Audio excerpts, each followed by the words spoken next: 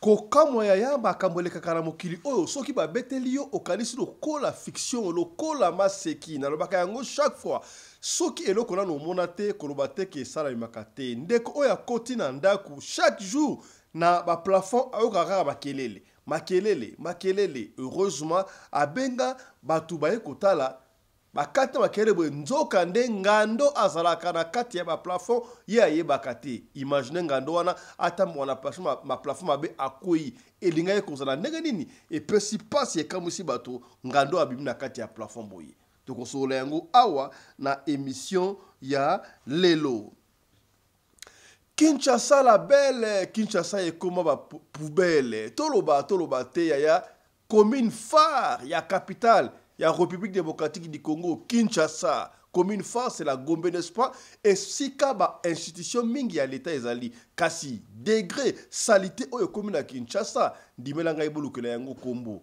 Et banda ba opération ebele. Otolongo la fulu, oba kin bopeto, kin propre, to sala boyeya, ti côté ba paye de la justice. Cour de cassation, salité commune, hôtel de ville, outre du bourson, ngomoko, kolobate, passe, salité à boy, tolobate, gouverneur à ville à Kinshasa. On s'est dit comment on a yangote, et puis si passe, ya kosaka la tête, kolaksa yango awa, na émission, ya lelo. Bana mikonzi bana, peuple, bana, na yego zoabino lelo, po tout tambola na ngombe, po, oya su gombe te me ngombe.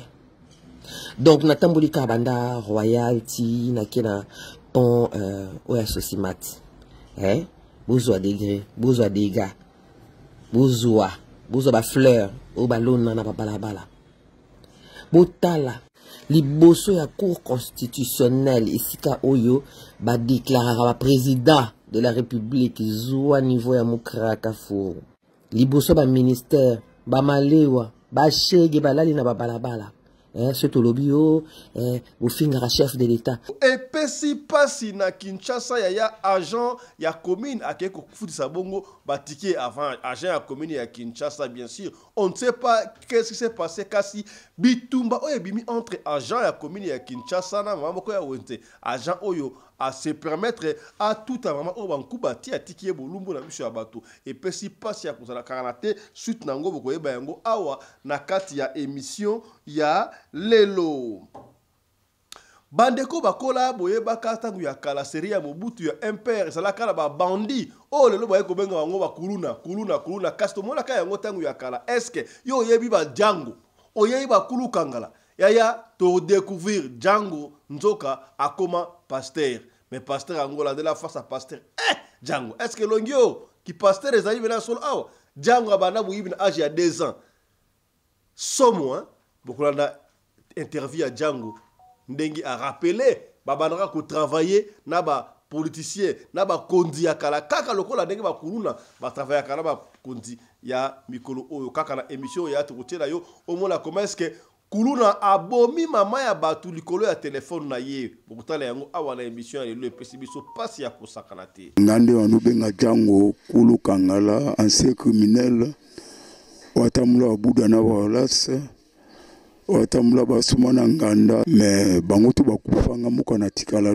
na temps nakoma pasteur nazokamba église die exauce mama na ngata mabotanga sokola na muto makaku bon aya 7 ans na bandaki moyibi ndako na biso donc vraiment et na souffrance bakite zate banjungu zate mama na biso liputa moko tata na biso pantalon na chemise na lipapa souffrance wana matadi na matadi donc ma souffrance legaki ya tuo bon na souffrance wana ko gaite yango etina nga donc na kota donc vraiment banzela wana na kota banzela wana donc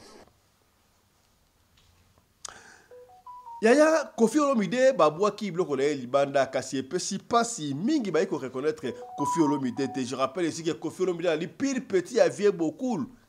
La qui Koffi na archive la tali civino commerce que vieux beaucoup la bête histoire il y a viva la musique mingi bakataka Redi Amisi oui c'est vrai Redi Alobango Koffi na na viva mais yeboko Koffi atikala ko la membre effectif ya viva tezaki pire petit à vieux na ye abana ko na viva viende apesaka Kofi, amatisaka Kofi, asimbisaka Kofi micro mbala liboso ezalaka jour ya le 24 décembre 1977 pona kokumisa ko rendre hommage na mama Cessé oyo akufaka mama Antoinette à l'époque toko solengo awa na émission ya lelo maison awa toza chez maman Nicole Malonga yaka esa na poto ne yebite yaka tokisi na metro chateau tia bakayau awa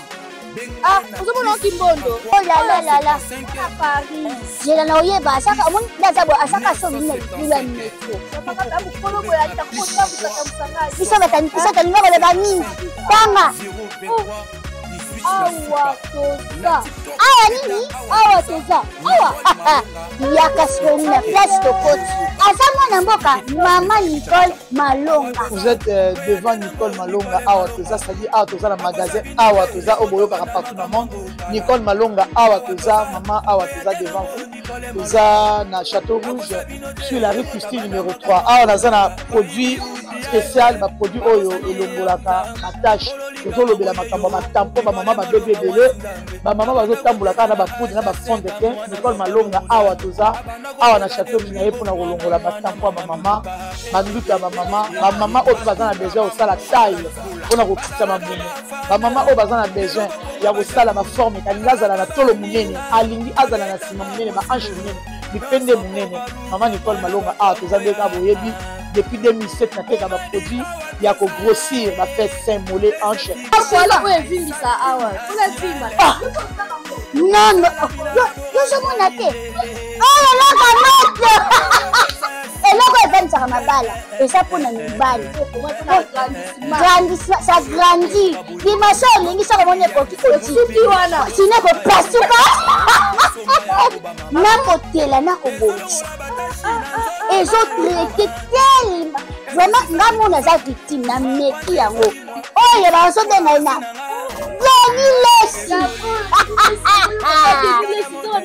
Lesi yeyo azobongisa le poso légalement na magasin ezosalama na laboratoire mondele awa na poto tozotelango légalement. Je pense que omoni ndenge eza na barayon eza eloko moko ezosalama naturellement, ezali baproduit authentique salama naturellement sans aucun produit néfaste. Voilà. Nicole Malonga akosa bino te ye moto banda makambo ngo kala Awa Toza oya tena ngo Nicole Malonga.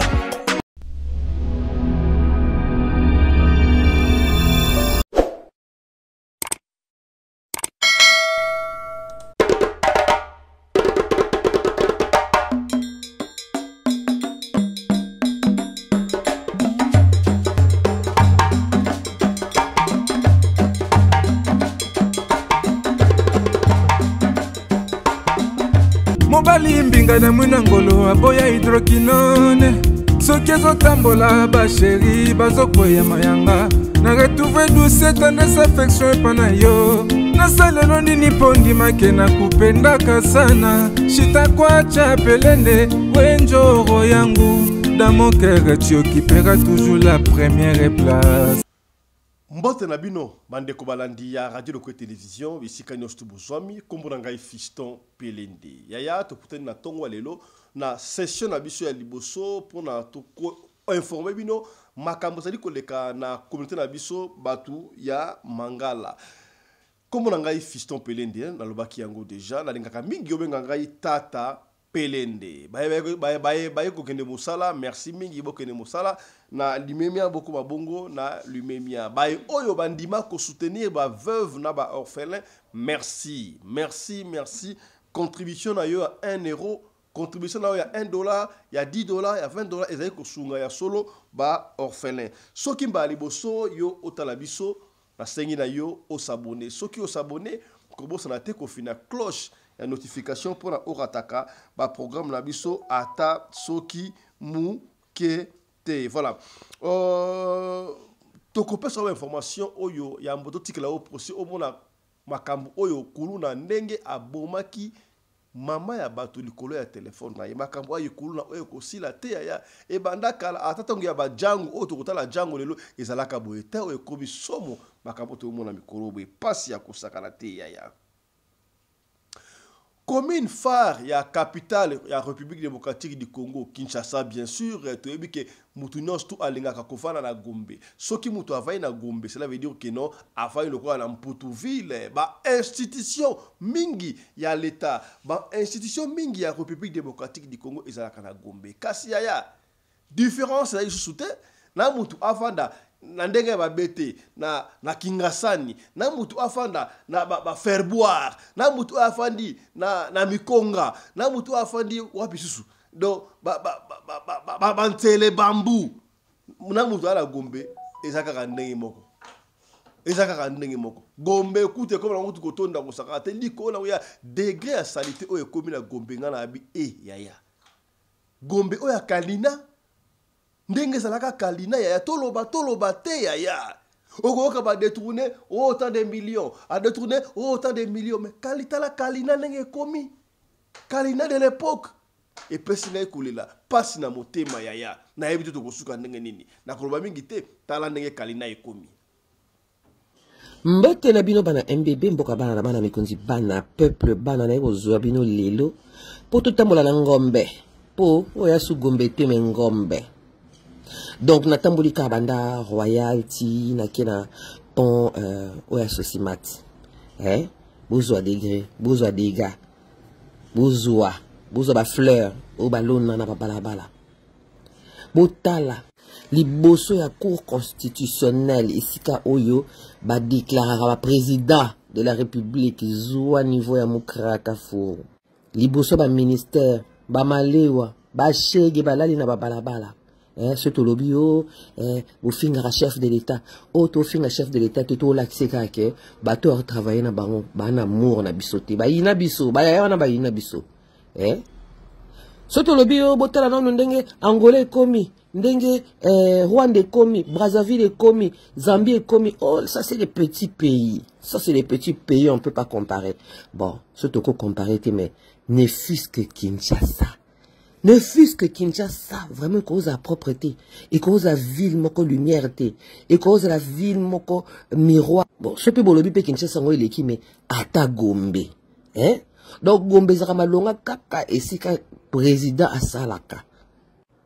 Eza penza mawa pona ba biso bana lise bosangani tokola na Gombe, Gombe na Gombe. Donc ville yo ba kombaka so mopaya ayi. Tokomi lokwa ndako ba yanzi. Bana baliaka misuni kaka soki monsieur l'abbé a diocèse ya idio faroya nde bana bali misuni sinon te boaka na matembele na Thomson Bapanza. C'est pas normal, ce n'est pas normal qu'on vive dans cet état, ce n'est pas normal na mbongo nyonso bimaka na mboko tous les jours, ce n'est pas normal. Allez na galère o nyonso tozanango bokamati 5 millions bokipesa na équipe ya Monaco po bakoma visite RDC likolo ya ba mayo na bango bako visiter ni bo expliquer nga ba ko visiter ni ba visiter nzala na biso chômage na biso salité to vivre nango Congo eya na nini on ba visiter mabulu oyo ba multinational ba tobola ka pona ko luka coltan ba visiter neti nini biso mo ba congolais non to visiter biso mo to zabo to kina musée te to kina parc te to kina resika monter fleuve batonga bisika nyonso kaka na kaka ba visiter neti ni bo expliquer biso nanu ba visiter neti nini Kabakata 5 millions wana ekoke kwa assainir plusieurs communes. Ce qui to assainir to banino kwa assainir to banino ko bongisa nanu et puis après to bengi ba paya ba otalate comment ko tonganda ko sali toilette te ale bengi si ba o sali crémaillère soko bato ba lié ba mêler pa na yo so bana besoin ba se soulager o ko reprocher bango ki ba subi na mur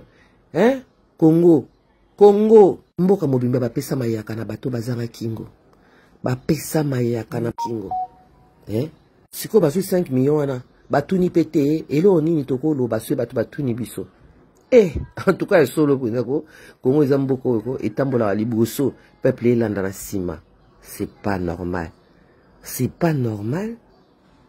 bandana nuka na aéroport batona ba oya ba za traumatisé o kiti bon ce qu'on a chango susu bazo ya malembe ba oyo ka somo tout tikana ba aventure ko to zono mboko au sérieux to zono vraiment au sérieux to vandi to commencer à marambu sérieusement pour l'avenir à bana biso Tous à moi sérieux. 5 millions. 5 millions c'est quoi? En tout cas. Il est vrai que Tobeta Kayango tango awatulobaka tongo midi pourquoi soki okoti na ndaku moko songolo lukaka ozwa possession ya ndaku wana pona oyeba nzamba za na contrôle kasi na ebite possession ata aussi possession soki ni ya mama ba na kata ndaku prière ekola kusoro yango na ebite ya batu na mukili basana makambu ya marque na marque na ebite ndaku oyo eza na zamba ezali wapi ya batu balala kala kati ya zamba na plafond. Chaque fois que vous marquez na plafond, marqué na plafond, marqué na plafond, na ebité ya telo banini oyo zali kindoki fiction tonini. C'est-à-dire fiction te passé to kangi muti la bomoyi boy. Ba kangi nyama la bomoyi. Ya batu yo ka marqué na plafond, nzoka na plafond kuna ezala kande ngando atambola na plafond ya. Oh. To la ça ba image moko boy na lopango na Kinshasa ba pavement babuka nzoka bangando bazaka na siona bangando bakufa pété nganda ko viva bisika mystique we bacha siba pele nganda viva o na plafond ngando otamo na plafond babenda epe aboko kita est ce ngando oyo ezalaki mutu ayekoloka abaloki ngando to ndengani ngai pesi ngai mutu ko swa image oyo na koki yango te ya tala image abo epena yo koki yango ponga la koki mutu ko swa mutu abaluka bon na lobite ki azalaki mutu abaluki ngando na ebite ba pesi pression baluki ngando ngando otambo na kati ba plafond ya tout ça la attention na kolobate gero o sambela ka sambela te est-ce que dali muto baluki ngando to ebite kolo ngando abosa ngando na kati plafond na ebite ateka ba ngando ateka ngando kuna abomba stock na likolo kuna ngando akati singa abali otambola ngana yebite mais ngando abimna plafond likamu ya somo boy. Papa Fisto ozo kosa do yo mix no zo kufa zo mona ngano ante wala ni ntaba ata ku ntaba kata plafond ata même na kata plafond somo batu baleli o to loba kite to robi mukili oyo ezali na makambu ya to komona ti to kolemba na mukili oyo somo ya na epsa kabino tabwa na Kinshasa omona makambu ya Kinshasa ezali makambu kisasa Leopoldville mboko ya biso.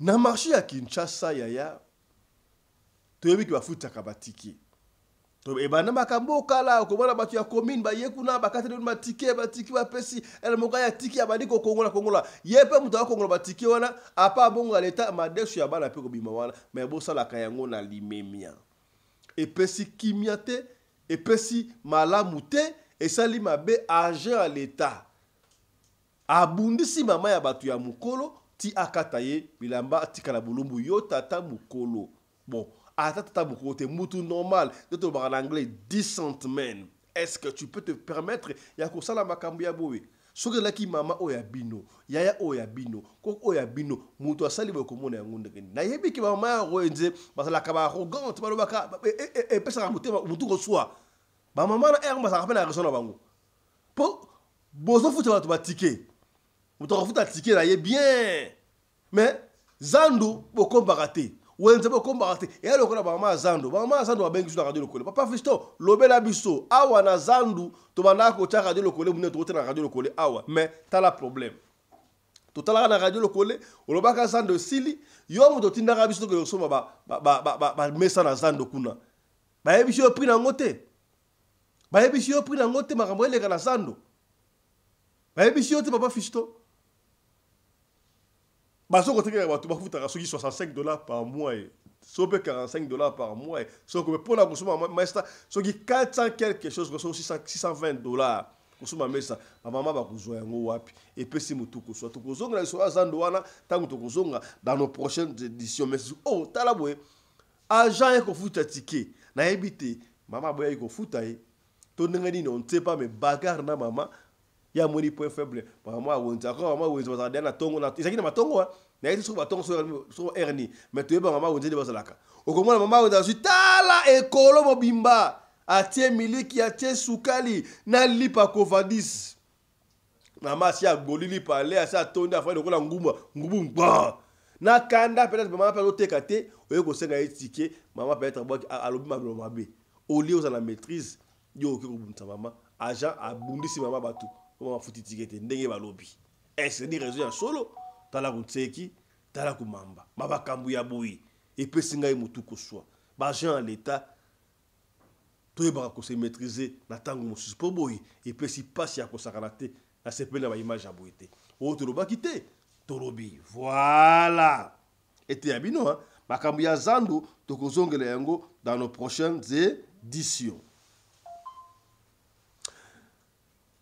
Yaya Kuru Kangala Django est-ce que yebi bana ya mikolo ba yebi ete na yebi Django sero biso bana miki biso ba 10 ans ba 10 ans ba 11 ans ba 12 ans père moi ba 13 ans ba 14 ans père moko boye so ba 15 ans so ko kebi pété et ça là quand ba groupe moko ba bandi à main armée batiaka siège na bango je crois que ça là na poma tete na sekuno koti ota obimba akoko na poma tete akiko mati côté ya compagnie moko biak na kingabwa est-ce que bana ya micro boyebi compagnie biak bon moni ba vrai kinote so ba vrai kino ya tango musa ko makota biak musa ko makota ya côté ya compagnie o sosimati o ba Mercedes be ko so ki Toyota so ki ba koto kuna ka ba koto wana babane ko cause ba terreur na Kinshasa mobimba ba yebi Django makamla olo ba yebi yango bana kini ya tongo ba yebi Django bazaki ba Django ba motoliongo musuza isu nani bana susu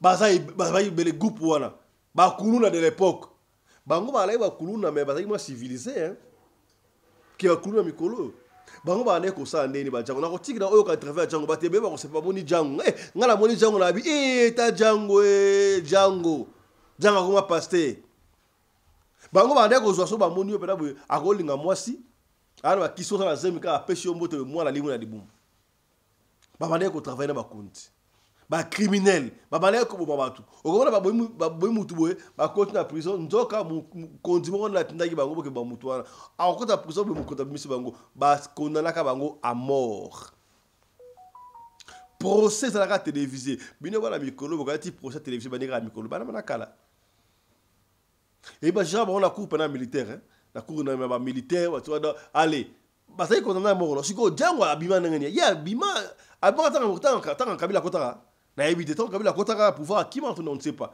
ngala yebi ka ba ngoni oso ba kufa yebo ka beti solo atikala ka yemo ko Django akoma pasteur siko bakama ngotala ilongi ya pasteur Django Django akomi pasteur Django mbote na yo mais ilongi ya Django otango to bana mikesa yika boyi biso to koli Django asaka boyi est-ce comme pasteur peut la ko masquer batou to ndengani ni Django ya bote la Django bano wa mikolo ba histoire ya Django te je vous autorise tout na papa tout na maman Django de nani mama ya kamingi ya papa fisoro ba Django de nani mama ko kima mama yebi Django papa na bino yebi Django ça ba vrai kinois ba yebi ba Django ba ko pesa bino na ko na ba komo ba master ba Django ngaute kiminga ba yebi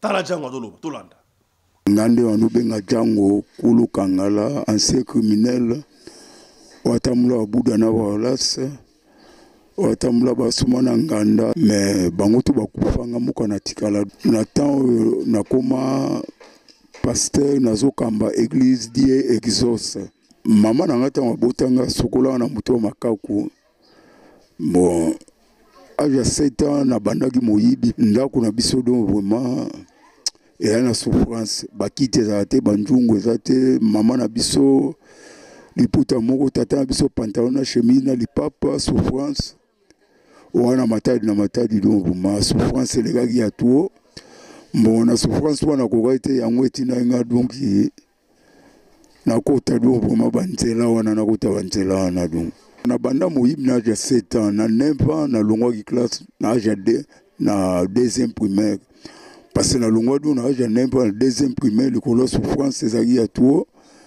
parce que na ko su kotanga te na longwa na classe ti na konie ko yiba ba 12 ans na bomi mutu na ville matadi na kati ya pauvre bakatokusa na koti ti na kati ya prison basudenga makolo ezali awa makolo mibale basudenga ti namoni moye eza te bazokanga to ti nakendeki veg na ndokota mosala soda parce namona mpo bakanganga bien te nakota mosala soda donc bon na ba 75 na division Kamaniola après nakende mpe bitumba oyo ya shaba mais nakoniaka koyiba parce namona souffrance eleka ya trop donc nataki etia nalongolanga mosala soda etianga liberté ya koyibaka donc bano visite bato ya mbongo donc parce yo oza na mbongo te namoni nakozwa epa na yo eloko te ezalaki boye ta mosusu toya kotika lettre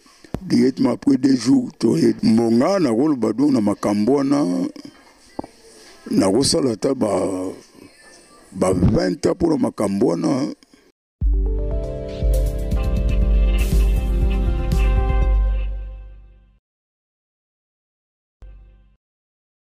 wana le wana ba âge ezali na moke donc nazali entre ba 23 ans parce que même nazali na 23 ans nde nalobi awa omoni na âge ya 14 ans do vraiment na prison matali basudanga déjà makolo ti na okoma na ba 17 ans na continuaka donc vraiment makambo na mais na mpona koyiba na kokoma ata ba 22 ans donc vraiment donc parce na umelaki so na bacrime bon eza boye momoni ntango kala toano kopeye na baautorité ya kala bakotinda bino kende boye sala bozwilanga boye tala boye meme bakangi biso baautorité wana ta mosusu bakotiela biso poa etika motu wana abima na ye donc vraiment donc mbonga donc nakoloba na baautorité ya kala nga kopeyaki na bango mpo banokanga to na ba-BCRS ba ANEC ba wapi tout na ba BD tout mais bato wana banobimisanga donc nga nakoloba baprisonnier so RDC nga nakotango nakota ba Angenga Bulu Ekasapa Ekafela kota meme ya Bauvira prison de Kasai nakota me bakananga do nakota prison Ndolo 4 fois, même prison Makala 3 fois, le Zomo, le Ozi, prison centrale Matadi Boma. Nazali pe un numéro pe na simba pe baki c'est belé do na simba ki même moi c'est ça na c'est mission na PC mote na yibi moi na katel boom na ye tant que ça ba ko jour déjà moi na kufa n'importe moi c'est surtout là na hôtel moi ça zui pongi ngaso na katu basuku na pe sanga nga eska moi ça zui le boma même na sombi paquet ba bombo nganga travailler azongsenga bana nyuso bazoke classe na kabla ba kolia ba kokufa même ndena no sala nazozo ba mbongo na banzela nazobwaka batu nyuso wana ba kolota mbongo na ese ba kufa do donc même bakisa on nous attend so ba 2 mois 3 mois 4 mois 5 mois mais ayi libela te posoke pa nganga ko peso kisido ya libela te do peso ya libela te na nous va 2 mois ba 3 mois ba 5 mois après ce si na renouveler sudo bakiso na zwa ki on a sens que et pe sanga fox bakanganga te na kokota na ndaku bakanga te même na leki na nzela ba monanga te do bona boye esika nyonso na kosala crime do vraiment trace ezala te donc ya wana banoso bakisa donc po epesanga fox ya koyiba ponezi na bien eloko nyonso do neti nga do vraiment donc ya onde bano protéger nga même mingi ezali même na miro do na kodusu na miro na côté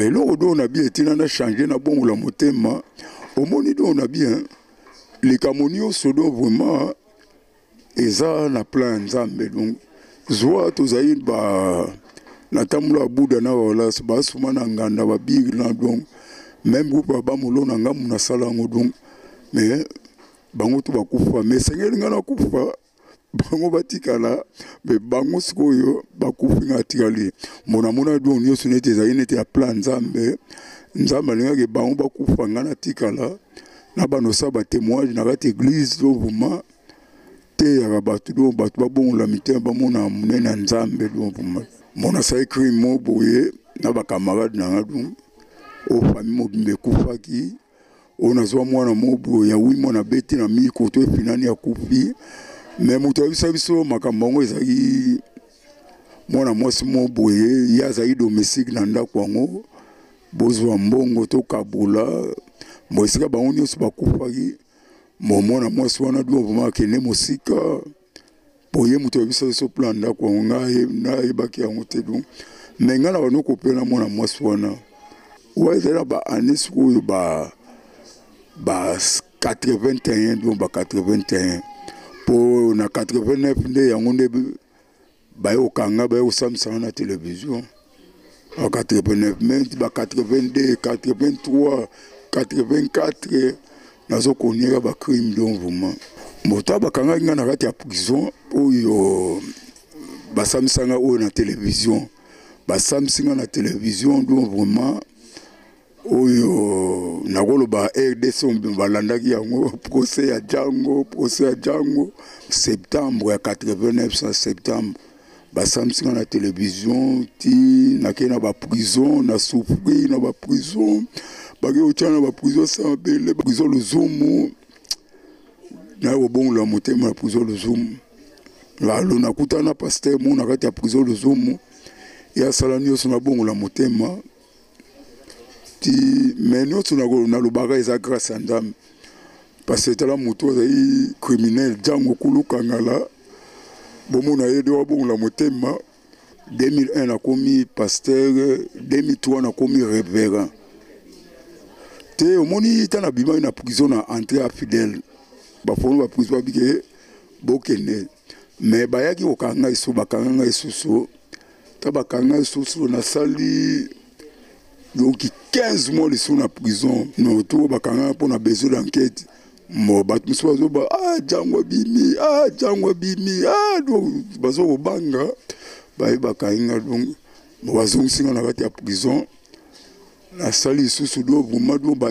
inane na ndambo donc mo batu ngota ba moni ke siko batu me mutu andeni o akoma calme mutu andeni o akomote ya batu mutu abia changer botika ya ngona siko ba gotika nga tabatikinga na kuta pe donc na passer site à l'OMA au directeur sans malamu ya watina na kati école na yeti ba 2001 na koma pasteur na bato ba sala mabe do vraiment bako bon la pe moteur batika mabe batala pe tala mutu azaki boye criminel Django o société na biso RDC boaka ki ya olobeza te tango zo mona ngado ezaka témoignage do pour moi ya Django Kulukanga.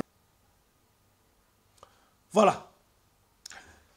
Yaya ba image moko etamboli sur la toile tout ça là qui est mission nango et pas wapi tout ça qui na ba pro mama Alia mama Yolande Balengola na pro Kofi Olomide commandant Anderson ezali débat mo kitoko na sengi okino kolanda na sekuna omona comment est-ce que ba bwaka ki biloko ya Kofi Olomide libanda na poto lokola pe Kofi kuta bwaka kite Kofi mama Alia eboka lobaki atinda kindeko na ye aya kozwa biloko azui yango akeleme ya Kofi ba bwaki yango Kofi Olomide a honora qui quand même maman ya bana na ye ataki bilamba na valise mais oye kabisi batu et tout qui monte ya batu maman Alia azui biloko ya Kofi en fait on veut pas condamner maman Alia c'est que maman Alia toi non c'est pas tout ba ye parce que avec tata bana il fallait qu'il tia moi dans ma valise aluka moyen musime ba tia na ba China bag na ba sac ba chinois ça c'est humiliation, c'est une humiliation. Même si Kofi a un bloc, c'est une humiliation. Oh, bah, tu es belé, bah, c'est pas une ngote. Et vous ne savez pas qui est Kofi.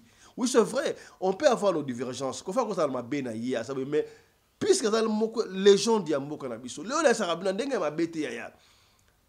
Kofi a plus de 60 ans, plus de 65 ans. Musicien, il y a dans le monde entier. Oya beta kamisi o azana succès tilelo na monde acha Kofi azate oui c'est vrai ça mabe ngana ko pesa concert ba musicien mususu na bana mususu le kola te bike mo pa ko da ko na azala ka provocateur so qui a provoqué yo bo beta ka ekara zwaka le kola koko la bino mo mukolo boy azara matata trop so qui a provoqué kimaka pour mikole komi ya kotanga et komi déjà ya kotanga pour na mo pa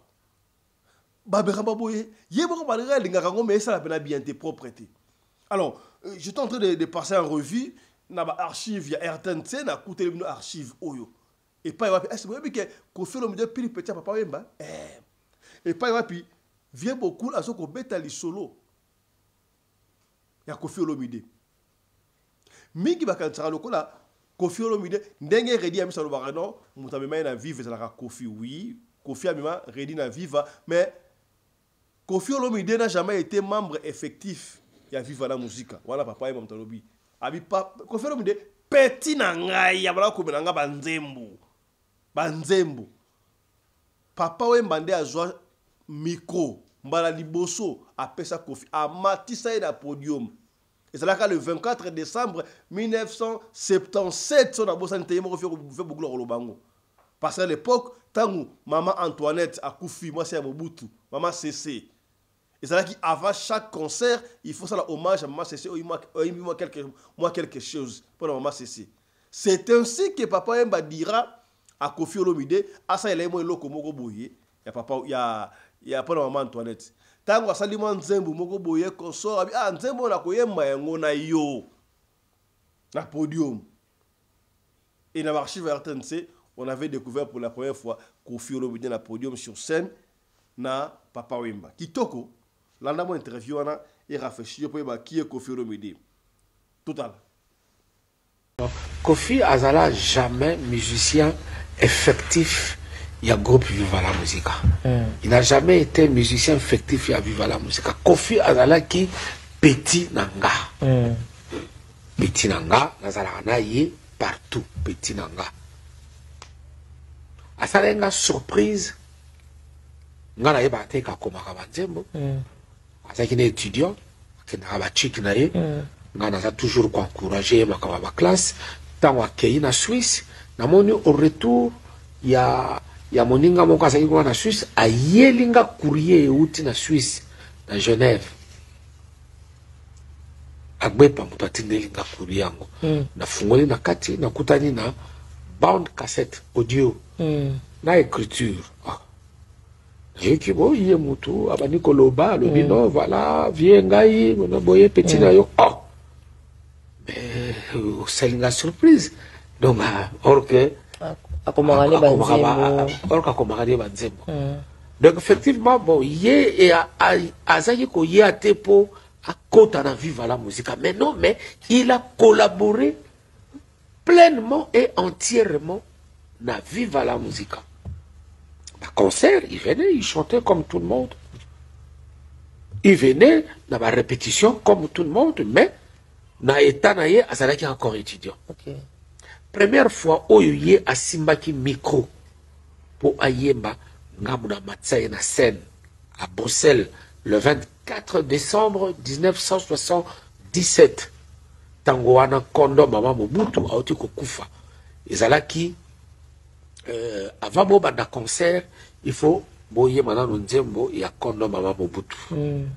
Alors moi me trouvant à Bruxelles Yé azalaki na Genève. Tant ayoki kinga na yé na Bruxelles, il a fait de son mieux à yé à landinga na Bruxelles. La veille. Na yebi senga bi bon voilà, oyebi que il faut na yemba nzemo moko ya mama Mobutu. Si tu peux déjà pour ça la moi écriture yango, to répéter on le biso mi balé comme ça lobi nga na ko yemba yango. Wana to sa ko la nga na yé metu moko na yepai na flat o nga na zwaki ko binzembo na guitar to yebi biso mi balé na bi bon nzembo na ko yemba ngonga ye moko te to yemba ngo biso mi balé. Le 24 décembre na Kumbié to kena concert petit na ngata na Kumbié avant concert c'est na podium na matière na podium première fois de sa vie asimba micro ayemba en public to yemi nzembo wana esili petit nanga ke avandi pe azila ke vienne abo wana siko banda kopesa mingo banzembo ne moko mibale misatu boye si azaki na kaye na ye mobimba ya banzembo il écrivait des chansons pour moi azokoma banzembo pona nga azokoma banzembo pona yete azokoma banzembo pona nga pona ki vienne yi. OK. Et en me regardant faire bon il a pris du goût et nanga sans mâcher mes mots, bon, non, on a le barat toujours pour naïe, on a le barat que bravo l'artiste. Parce que, à quel alikamuna tina souka. Ok. À quel alikamuna tina souka. Avant, bon, peut-être il chantait, mais il ne chantait pas comme il le fait aujourd'hui. Les lopas comme il yemba, batou comme il yoka, les kamuna zako yemba, et tout et tout. Tout ça, c'est que vraiment, il a forgé dans son art. Ok. To landa suko bandeko batali, extreme tout bombelaki bino surprise ya moko ba concert kaka po mama to baka mama likambo to mama mobokoli ezaka ka yatente parce que yende abombaka ba archive. Ba archive eza kili o yatente sala na ba super banco zaye numéro 1 VSS le coup témoin. To baba ngo pe témoin, ba bomba biloko ebele sekeleza nde bango ba yebi.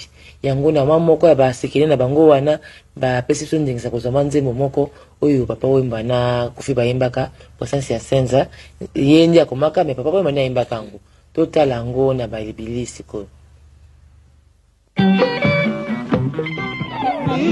minyoko lonza toboye senza manu senza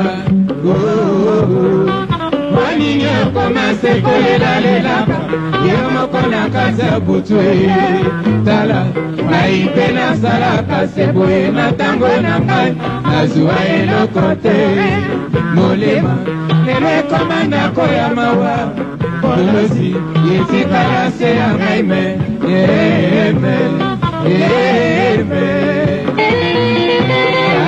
Sebolingo, Okola Sebolingo, Samela Sebolingo, Yokumana Motema, Epusi Malamobo,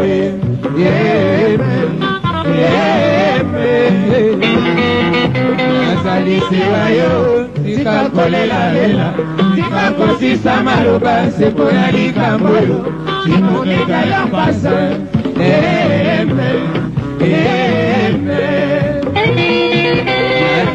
Estikana yo pena pesi yo eso Selanga na kozonga o Na kozonga o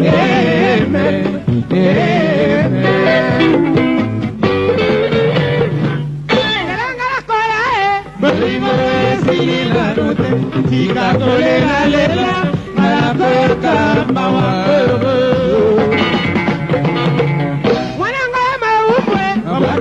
Soy una bomba, bajo la cobana, pues se acepta.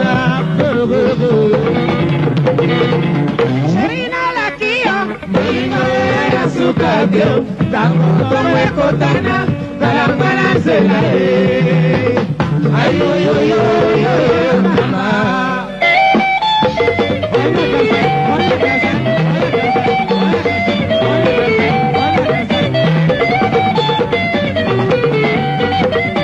Voilà. Ça, c'était pour rendre hommage à Kofi Olomide que nous le saluons. Ici, Kazali, force à toi. Et je crois que la hausse date à concert et Kosimba. Voilà, ça fait plaisir. Force à toi, Kofi Olomide. Après tout, c'est le Congo qui gagne. Les musiques et zongi, et concert, et Kobet Tanangokaka. Tôt ou tard. Yaya, na outil Django a commis pasteur. Bakulune à Liboso à l'époque. En 1900, comme 87, soit 85, Django. Bon, parce que Bakuluna, mais modéré. Il y a Mikolo, il y a un nègre commis, Dimelanga Isomo, il y a Tala Kuluna, Bazo, Akati, Abon, Maman Batu. Akati Moutou, Akati Mike, le couleur de téléphone, maman, on a payé sa téléphone. Il y a passe. Téléphone, on appelle Ndori. Au Congo, le téléphone, on peut mettre le téléphone malonga, tu vas faire élastique, mais à bon moment, il y a battu, il passe à Kosakanati. Est-ce que ma chaîne va couler au bas, il tout normal, tout va revenir. Est-ce que ma couler au bas, tu vas faire une quantité. Tu vas faire couler au bas, alors tu vas faire une quantité pour l'ousu. Ce qui servent, il y a bouclage, il y a un kima pour te boucler. Ce qu'on veut aussi la n'engagner. Gouverneur à ville à Kinshasa, ministre intérieur. Bosunga biso phénomène kuluna oyo esila po passe tala procès ya ndeko oyo ndinga kata ki mama oyo abomi mama ya batu pour la téléphone na yipesi nga ipasi wana pesi mote pa ya bandeko na biso ya Kin France 24 Yannick Wenge na Kinshasa. Merci pour la image, pour le reportage au PC biso total. Mona ont été victimes d'extorsion des objets tels qu'une trousse contenant $200 et 50 000 francs. Madame Tekadio Mona, victime d'extorsion d'une machine, un ordinateur avec un téléphone iPhone.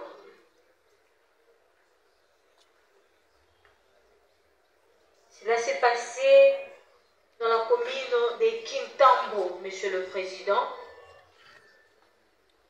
C'était à l'aide d'une machette.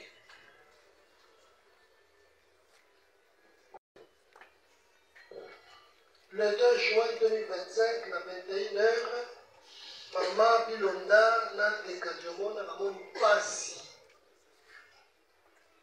Pour la ligne malgré qu'ils étaient là, malheureusement, ma compagnie n'a eu de makasi.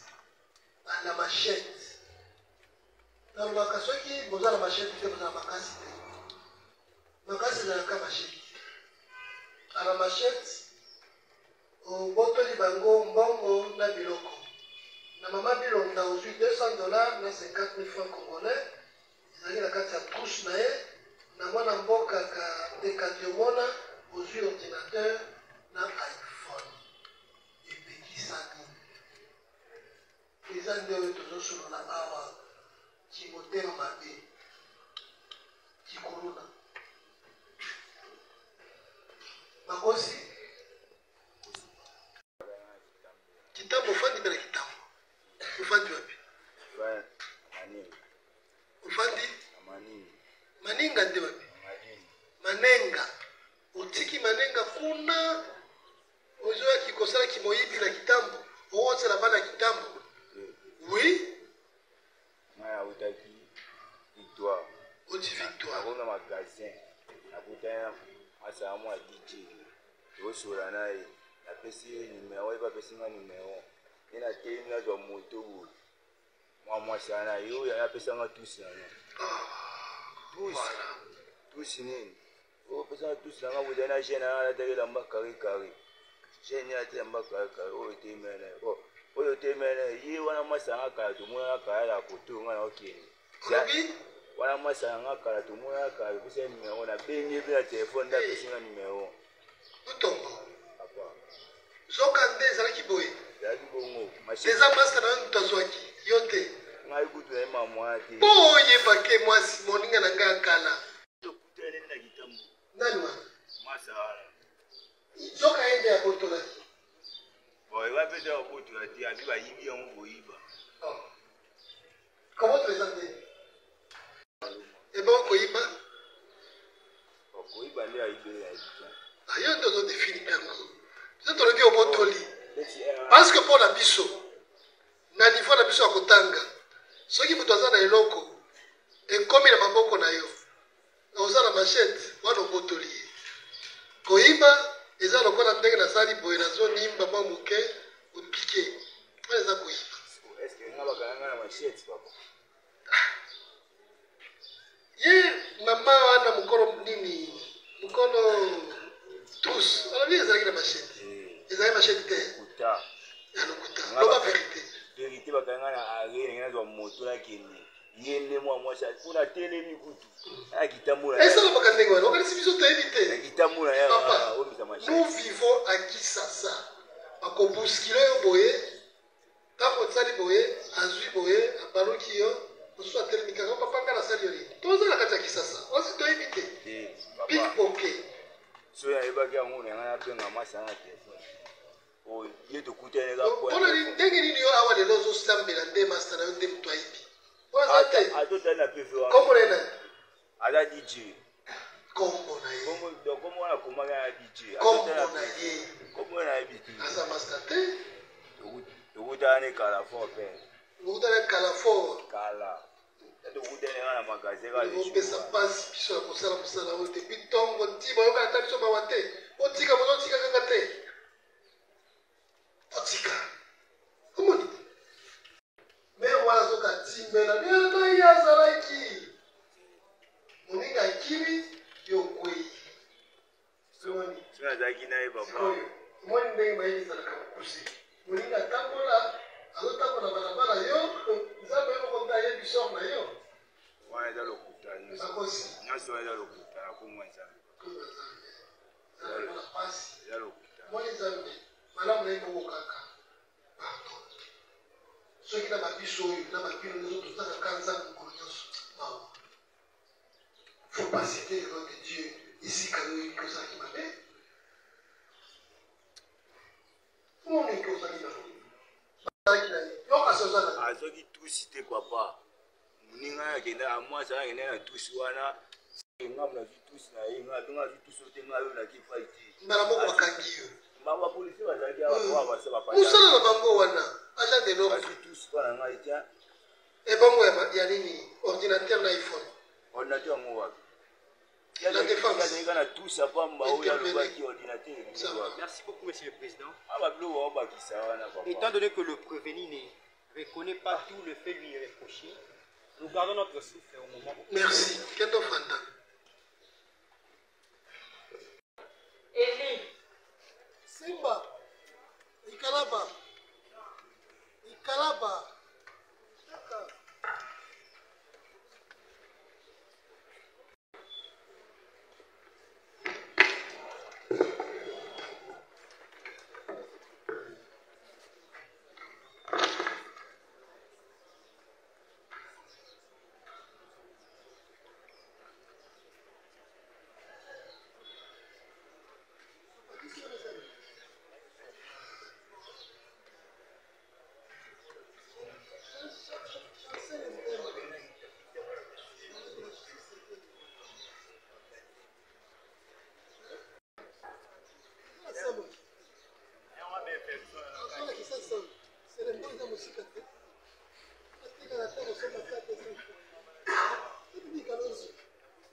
Merci, Monsieur le Président.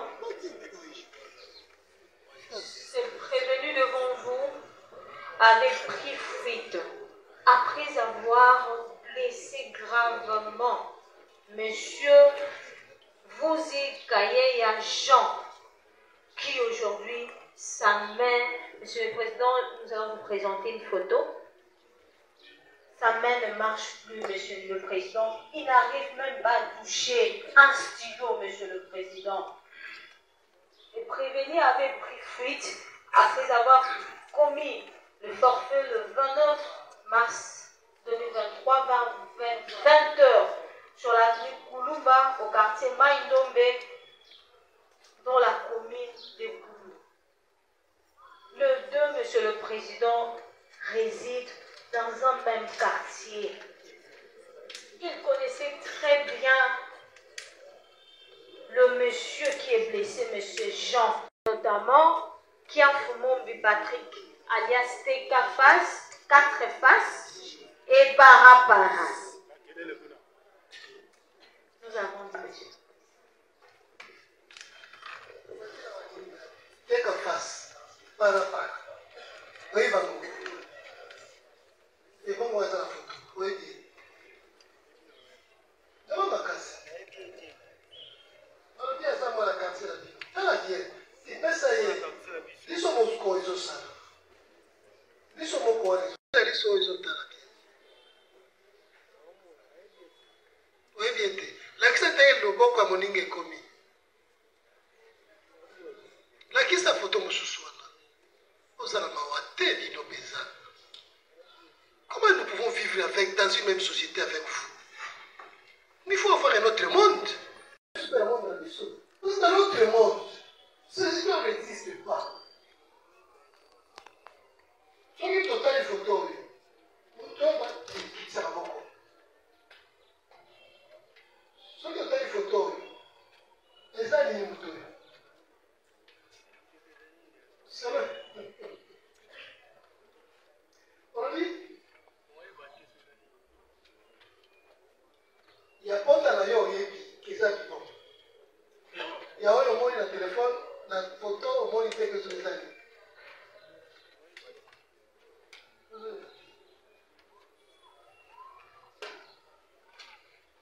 Photo, il y a qui s'est à l'hypothèse que vous devez associer à le bon. Il y a qui qui a dans la passe. Tango, Tokei, Total, le mot Kwango, ils ont machine. Au moins, tant qu'on a papier, il y a quelqu'un qui fait ça, ce qu'on appelle Maïle Mouké, c'est le mot Kwango. C'est la machine des yeux. Alors, la force avec laquelle nous avons qui a utilisé qui m'achète des outils ici, ma casse. Ceux qui est capable de faire, mais ça passe. Bien ma camboyo, je le sens ça. Pour aussi capter, nous allons passer dans mon thème. C'est ce qu'on appelle la terreur. Utiliser une machette pour blesser quelqu'un à la main, c'est un acte de sauvagerie. Moi, je n'ai pas un autre terme à appeler. C'est l'inhumain. Sont semblables, on ne peut pas les charcuter. Parce que même un tabac, on va mettre une machette pour aider, mais quand tu as un kingo, pas on l'a pas cité. Pourquoi on l'a pas cité? Même chose, on coupe seulement la tête, balamoko. Ce qui m'a dit que ça, dans le ça passe. Mais comment est-ce que tu peux aller agresser ton monde, ton compatriote congolais de Konaï? Oui. Pour ce que le Konaï, il calme. Okimi na Okima. Zokande, l'État de Kambangu pour sa canapé.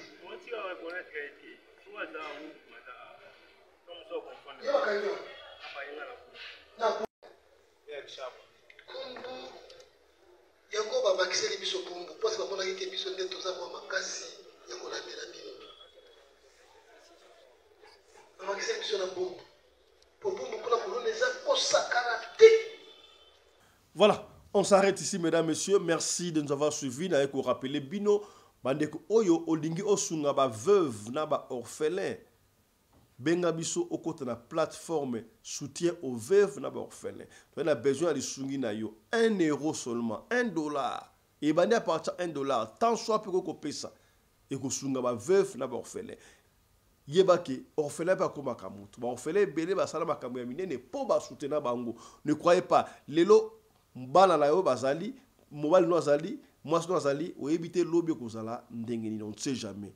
Il faut que l'on pour un jour, ma kila ya ba veuve wana.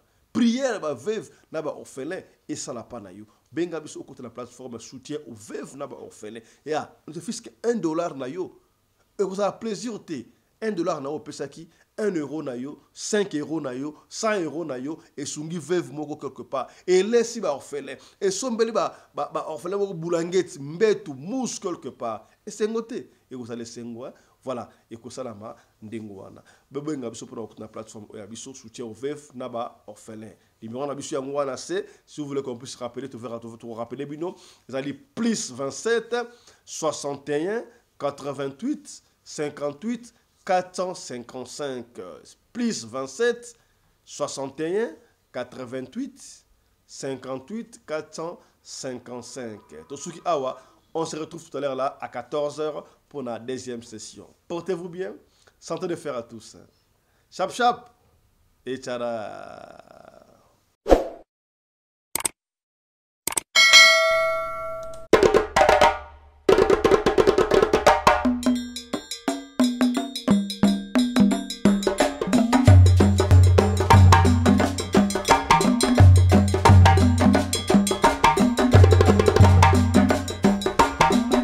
mobali mbinga na mwina ngolo aboya hydroquinone soki ezotambola basheri bazokwea mayanga na retrouve douce tendresse affection epa na yo nasalelo nini mpo ndimake na kupendaka sana shitakwacha pelende wenjoro yangu dans mon cœur tu occuperas toujours la première place.